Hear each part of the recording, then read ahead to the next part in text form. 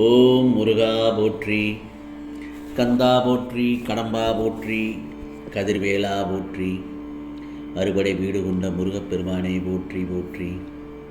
என் செல்லமே, என் செல்ல குழந்தைகளை, நாளை நீ விரும்பியதை பெறப்போகிறாய்.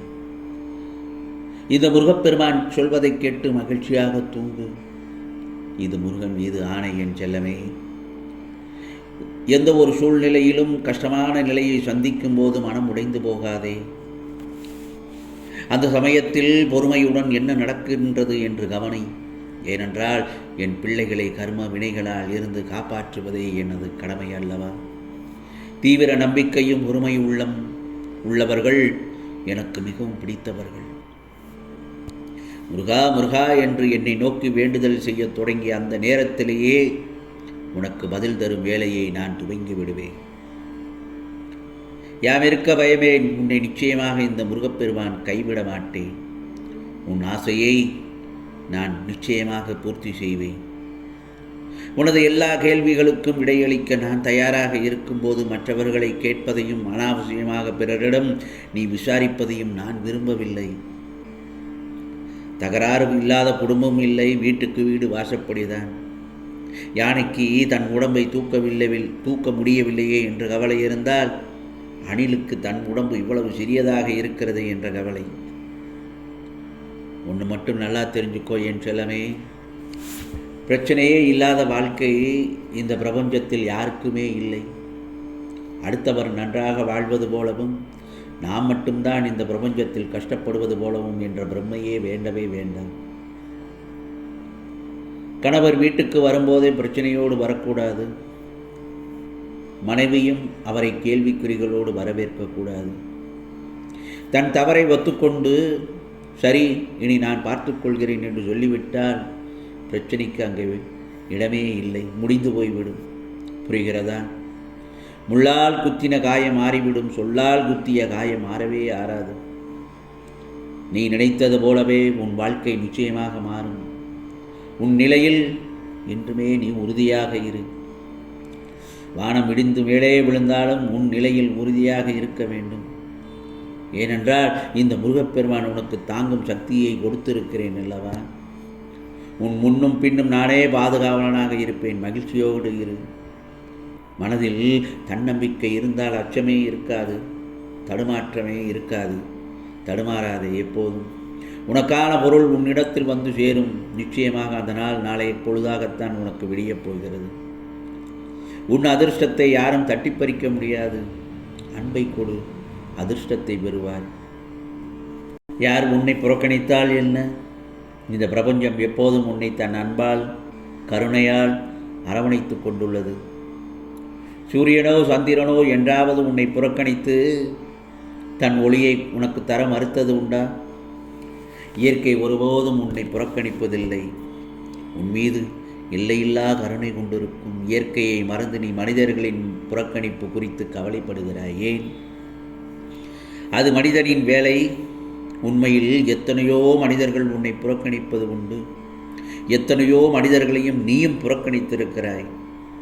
எல்லா புறக்கணிப்புகளுக்கும் உனக்கு வழியை தருவதில்லை. சில மனிதர்களை உன் மனம் கூழாங்கற்களாக நினைக்கிறது. சில மனிதர்களை மனம் விலை உயர்ந்த வைரம் போல் மிக உயர்வாக நினைக்கிறது.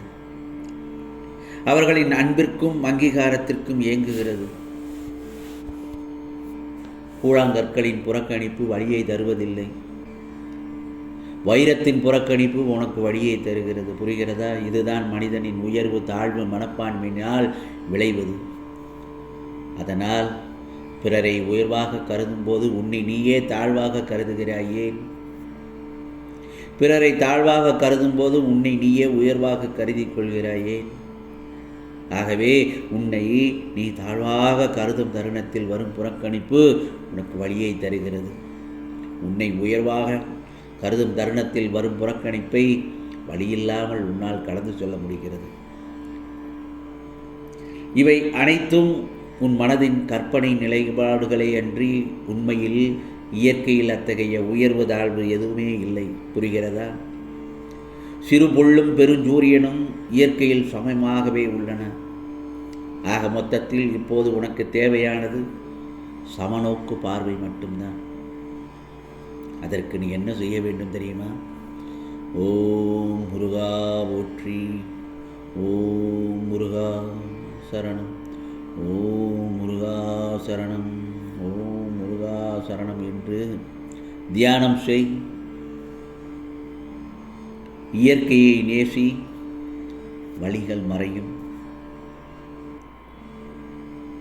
பாராட்டுக்காக இயங்கும் நேரத்தில் நீ எத்தனை பேரை பாராட்ட மறந்திருக்கிறாய்? சற்று எண்ணித்தான் பாரேன். பாராட்டுக்காக இயங்கும் நேரத்தில் நீ எத்தனை பேரை பாராட்ட மறந்திருக்கிறாய்? இது இயல்பான என எண்ணு.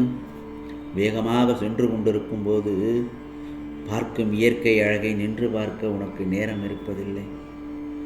அதற்காக இயற்கை அதனுடைய அழகை குறைத்து கொள்வதில்லை. புரிகிறதா? அது இயல்பாய் இருக்கிறது. அதுபோல இயல்பாய் உனது கடமையை செய்து கொண்டே இரு. எல்லாம் மாறும். உன் மனம் மாறினால் மனத்தை மாற்று. அந்த சமயத்தில் உனக்கு நல்லது நடக்கும், நல்லது மட்டுமே நடக்கும் என்பதை இந்த முருகப்பெருமான் அருள் வாக்காக சொல்கிறேன். உனக்கான கடமைகளை செய்து கொண்டே இரு. ஏனென்றால் நீ நிம்மதியாக தூங்கி பல நாட்கள் ஆகிறது. தூக்கமில்லாமல் ஒரு மனிதன் இருந்தாலே அவனுக்கு பல வியாதிகளும் பல எதிர்மறை சிந்தனைகளும் தானாக வந்துவிடும். தூக்கமின்மை சரியான சாப்பாடு எடுக்காது. சரியான சாப்பாடு எடுக்கவில்லை என்றால் மனம் சரியான நிலையில் இருக்காது, ஒரு நிலையாக இருக்காது. கண்டதை நினைக்கச் சொல்லும். இவற்றுக்கெல்லாம் ஒரே மருந்து என்ன தெரியுமா? நிம்மதியாக மகிழ்ச்சியாக தூங்கு. எதையும் மனதில் போட்டு உழட்டாதே. தைரியமாக இரு. நான் சொல்வதை கவனமாக கேள். பிறருடைய பாசத்திற்காக ஏங்கி தவிக்கும் நீ யாரையும் பாசத்திற்காக ஏங்க வேண்டாம். அதீத பாசம் வைக்காதே என்று தான் சொல்கிறேன். அதீத பாசம், ஆசை எல்லாமே மனிதனுக்கு வியாதிகளைத்தான் உண்டாக்கும். அளவோடு இருந்தால் உனக்கு போதுமானதாகத்தான் இருக்கும். அதுவே நிம்மதியான வாழ்க்கையை அமைத்து கொடுக்கும். அன்றைய வாழ்க்கைக்கு தேவை உடுத்த உணவு, உடுத்த உடை, உணவு இவையெல்லாம் அன்றாட வாழ்க்கைக்கு நிம்மதியாக கிடைத்தாலே போதுமானது தானே. அதிக அளவுக்கு ஆசைப்பட்டால் பிராப்ளம் தான்.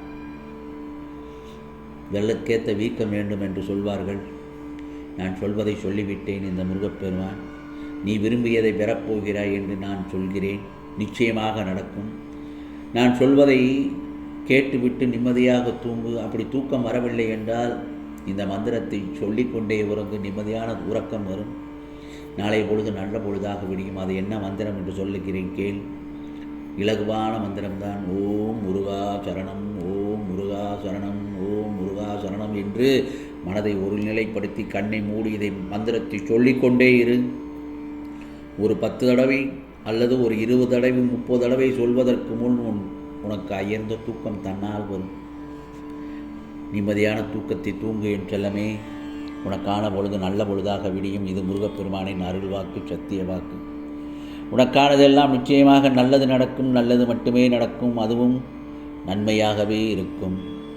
ஓம் சரவண பவ, ஓம் சரவண பவ, ஓம் சரவண பவ.